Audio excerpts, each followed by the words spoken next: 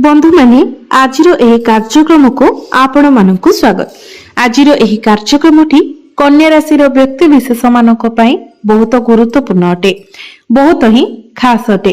कारण एही होली परे परे आपणकर जीवन रे एक बहुत बड़ परिवर्तन आसीबाको जाउछि। कारण देवता मानकर गुरु देवगुरु बृहस्पति बकरीरु मार्गी हेबा पई जाउछंती। मार्च 11 रु नवेम्बर 2026 मध्य आपण जीवन में अनेक किछि बड़ परिवर्तन हेबा पई जाउछि। अनेक किछि विशेष घटना आपण जीवन में घटिबाको जाउछि। तेबे आपण जीवन में कौन सब परिवर्तन हेबा पई जाउछि, कौन सब बड़ घटना आपण जीवन में घटिबाको जाउछि, केउ भविष्यवाणी आपण जीवन में घटिबाको जाउछि, से विषय रे आजिर एही वीडियो रे आमे माने विस्तार भाबरे आलोचना करिबा। सेथिपाई आपण माने वीडियोटी को स्किप न करी शेष पर्यंत निश्चय देखंतु एवं आपणकर जदि कन्या राशि होई थाए तो वीडियोटी को लाइक करी चैनल टी को सब्सक्राइब करी दियंतु। कमेंट बॉक्स रे भक्ति एवं श्रद्धार सहित जय मां लक्ष्मी निश्चय लिखंतु। तो बंधु माने आसंतु आरंभ करिबा आजिर एही कार्यक्रम को, जहां आपणकर जन्म राशि तथा चंद्र राशि उपरे आधारित अटे। तेबे राशि चक्रर 12 गोटी राशि मध्यरु षष्ठ राशि हेउछि कन्या राशि। तेबे बंधु माने गुरु आपणकर दशम भावरे एही मार्च 11 तारिख ठारू बकरीरु मार्गी होइजिबे। गुरु को हमर ज्योतिष शास्त्र रे सबुठारु अधिक दायित्व वहन करुथिबा ग्रह भावरे विवेचना करा जायथे। गुरु हेउछंती मार्गदर्शक ग्रह। तो बंधु माने वर्तमान गुरु आपणकर दशम भावरे बकरी गोचर करुछंती, किंतु 11 मार्च को गुरु आपणकर दशम भावरे बकरीरु मार्गी होइजिबे। तो गुरु हेउछंती आपणकर चतुर्थ एवं सप्तम भावर अधिपति।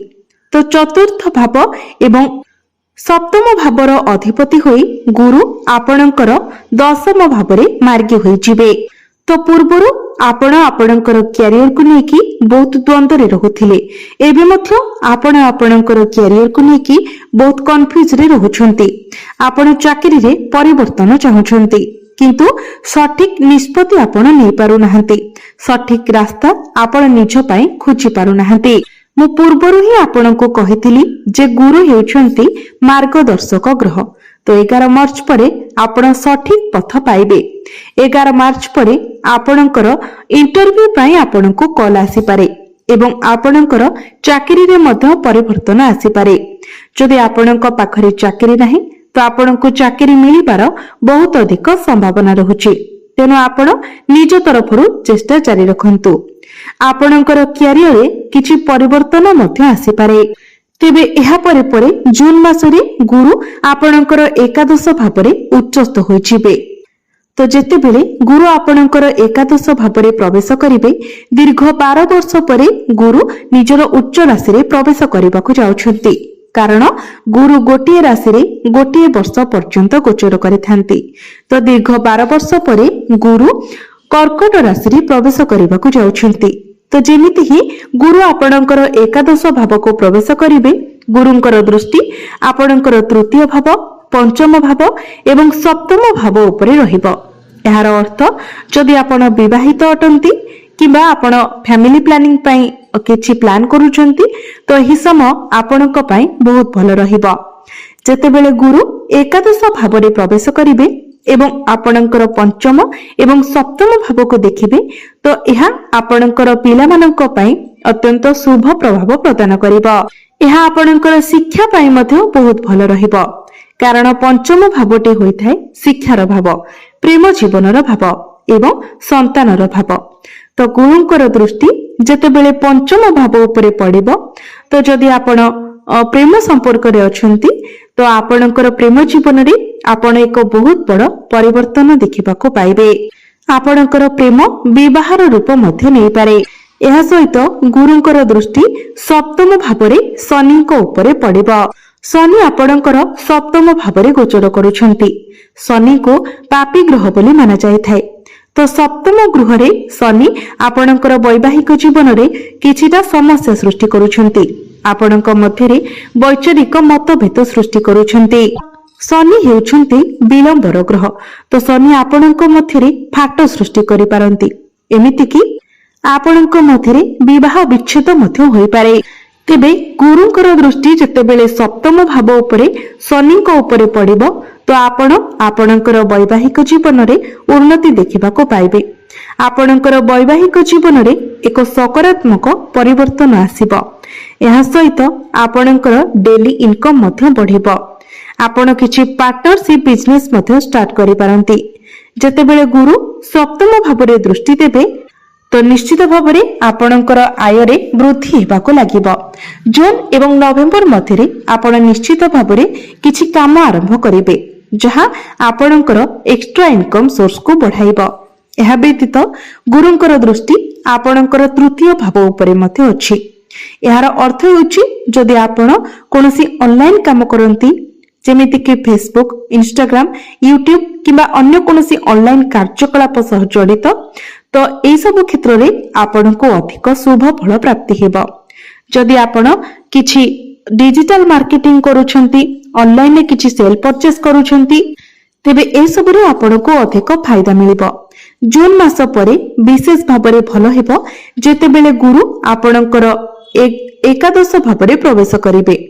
ଏହା ସହିତ ଆପଣ ଯଦି ଷ୍ଟକ୍ ମାର୍କେଟ, ସେୟାର ମାର୍କେଟ ଏବଂ ଟ୍ରେଡିଂରେ କିଛି ଇନଭେଷ୍ଟମେଣ୍ଟ କରୁଛନ୍ତି ତ ସେଥିରେ ମଧ୍ୟ ଆପଣଙ୍କୁ ଲାଭ ପ୍ରାପ୍ତି ହେବ। ଯେଉଁମାନେ ଅବିବାହିତ ଅଛନ୍ତି ସେମାନଙ୍କର ବିବାହ ଯୋଗ ମଧ୍ୟ ଖୋଲିଯିବ ଏବଂ ଖୁବ୍ ଶୀଘ୍ର ଆପଣଙ୍କର ବିବାହ ମଧ୍ୟ ହୋଇଯିବ।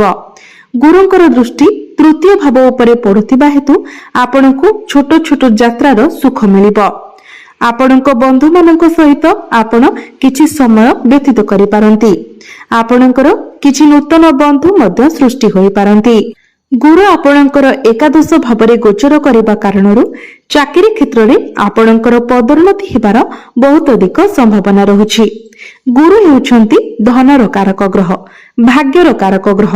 ତ ଚତୁର୍ଥ ଏବଂ ସପ୍ତମ ଭାବର କର୍ତ୍ତା ହୋଇଥିବାରୁ ଏବଂ ଗୁରୁ ଆପଣଙ୍କର ଏକାଦଶ ଭାବରେ ଗୋଚର କରୁଥିବାରୁ ଆପଣଙ୍କ ଜୀବନ ସାଥୀଙ୍କର ପର୍ସନାଲ ଏବଂ ପ୍ରଫେସନାଲ ଲାଇଫରେ ମଧ୍ୟ ଆପଣ ଗ୍ରୋଥ ଦେଖିବାକୁ ପାଇବେ। ଆପଣ ଆପଣଙ୍କର କ୍ୟାରିୟର ସହ ଜଡ଼ିତ କିଛି ବଡ଼ ନିଷ୍ପତ୍ତି ମଧ୍ୟ ନେଇପାରନ୍ତି। ଆପଣ ଆପଣଙ୍କ ବ୍ୟବସାୟ ସହ ଜଡ଼ିତ ମଧ୍ୟ କିଛି ବଡ଼ ନିଷ୍ପତ୍ତି ନେବେ। ଆପଣ ଆର୍ଥିକ ଭାବରେ ଲାଭବାନ ହେବେ। ଗୁରୁ ଏକାଦଶ ଭାବରେ ଉଚ୍ଚ ହୋଇଥିବାରୁ ଅନେକ ଦିନ ଧରି ଆପଣଙ୍କର ଯେଉଁ ଅଯଥା ଖର୍ଚ୍ଚ ଲାଗି ରହୁଥିଲା ସେଥିରେ ନିୟନ୍ତ୍ରଣ ଆସିବ ଏବଂ ଆପଣ କିଛି ଧନ ସଞ୍ଚୟ ମଧ୍ୟ କରିବେ। ତ ବନ୍ଧୁମାନେ ନିଶ୍ଚିତ ଭାବରେ ଏହି ହୋଲି ପରେ ପରେ ଗୁରୁ ଆପଣଙ୍କର ଭାଗ୍ୟ ବଦଳାଇବାକୁ ଯାଉଛନ୍ତି। ଆପଣଙ୍କ ଜୀବନରେ ଚାଲିଥିବା ଅନେକ ଦୁଃଖ, କଷ୍ଟ ଏବଂ ସମସ୍ୟାର ଅନ୍ତ ହେବାକୁ ଯାଉଛି। ଆପଣଙ୍କୁ ଅନେକ କ୍ଷେତ୍ରରେ ସଫଳତା ମିଳିବାକୁ ଯାଉଛି। ଅନେକ ଦିଗରୁ ଆପଣ ଆର୍ଥିକ ଲାଭବାନ ହେବା ପାଇଁ ଯାଉଛନ୍ତି। ଆପଣଙ୍କର ବୈବାହିକ ଜୀବନ ମଧ୍ୟ ସୁଖମୟ ହେବାକୁ ଯାଉଛି। ବିଦ୍ୟାର୍ଥୀମାନେ ସେମାନଙ୍କର ଶିକ୍ଷା କ୍ଷେତ୍ରରେ ବହୁତ ଅଧିକ ଉନ୍ନତି ଏବଂ ପ୍ରଗତି କରିବାକୁ ଯାଉଛନ୍ତି। ଆପଣଙ୍କର କ୍ୟାରିୟର, ଆପଣଙ୍କର ବିଜନେସରେ ମଧ୍ୟ ବହୁତ ଅଧିକ ପ୍ରଫିଟ ହେବାକୁ ଯାଉଛି। ଯଦି ଆପଣ ସନ୍ତାନ ସୁଖର କାମନା କରୁଥିଲେ ତ ଆପଣଙ୍କୁ ସନ୍ତାନ ସୁଖ ପ୍ରାପ୍ତି ହେବ ଏବଂ ଯଦି ଆପଣଙ୍କର ସନ୍ତାନ ଅଛନ୍ତି ତ ସନ୍ତାନଙ୍କ ତରଫରୁ ଆପଣଙ୍କୁ କିଛି ବଡ଼ ଖୁସି ଖବର ମିଳିପାରେ। ଆପଣ ପ୍ରେମ ମଧ୍ୟ ବିବାହର ରୂପ ନେବ। ଆପଣଙ୍କର ପ୍ରେମ ଜୀବନରେ ଯଦି କୌଣସି ସମସ୍ୟା ଲାଗି ରହିଥିଲା ତ ସେସବୁ ସମସ୍ୟା ମଧ୍ୟ ଦୂର ହୋଇଯିବ। ନିଶ୍ଚିତ ଭାବରେ ଗୁରୁଙ୍କର ଏହି ରାଶି ପରିବର୍ତ୍ତନ ଆପଣଙ୍କୁ ଅନେକ ଦିଗରୁ ଶୁଭ ଫଳ ପ୍ରଦାନ କରିବ। ଏବେ ଆସନ୍ତୁ ଜାଣିବା କିଛି ଉପାୟ ବିଷୟରେ ଯେଉଁ ଉପାୟ ଗୁଡ଼ିକ କରିବା ଦ୍ୱାରା ଆପଣଙ୍କୁ ଅଧିକ ମାତ୍ରାରେ ଶୁଭ ଫଳ ପ୍ରାପ୍ତି ହେବ। ତ ସେଥିପାଇଁ ଆପଣ ସର୍ବପ୍ରଥମେ ଗୁରୁଙ୍କର ବୀଜ ମନ୍ତ୍ର ପ୍ରତ୍ୟେକ ଦିନ 108 ଥର ଜପ କରନ୍ତୁ। ପ୍ରତ୍ୟେକ ଦିନ ଆପଣ ବୁଧଙ୍କର ବୀଜ ମନ୍ତ୍ର ମଧ୍ୟ 108 ଥର ଜପ କରନ୍ତୁ। ପ୍ରତ୍ୟେକ ବୁଧବାର ଦିନ ଗୋମାତାଙ୍କର ସେବା କରନ୍ତୁ। ଗୋମାତାଙ୍କୁ ଖାଦ୍ୟ ଖାଇବାକୁ ଦିଅନ୍ତୁ। ପ୍ରତ୍ୟେକ ଦିନ ଆପଣ ହନୁମାନ ଚାଳିସାର ପାଠ କରନ୍ତୁ ଏବଂ ପ୍ରତ୍ୟେକ ଦିନ ଉଦିତ ସୂର୍ଯ୍ୟଙ୍କୁ ଆପଣ ତମ୍ବା ପାତ୍ରରେ ଜଳାର୍ଘ୍ୟ ଅର୍ପଣ କରନ୍ତୁ। ଆପଣଙ୍କୁ ଅଧିକ ମାତ୍ରାରେ ଶୁଭ ଫଳ ପ୍ରାପ୍ତି ହେବ ଏବଂ ଆପଣଙ୍କର ଭାଗ୍ୟରେ ମଧ୍ୟ ଉନ୍ନତି ଆସିବ। ତ ବନ୍ଧୁମାନେ ଆପଣଙ୍କର ଜୀବନ ମଙ୍ଗଳମୟ ହେଉ, ଏହା ହିଁ ଈଶ୍ୱରଙ୍କ ନିକଟରେ ମୋର ପ୍ରାର୍ଥନା। ଧନ୍ୟବାଦ।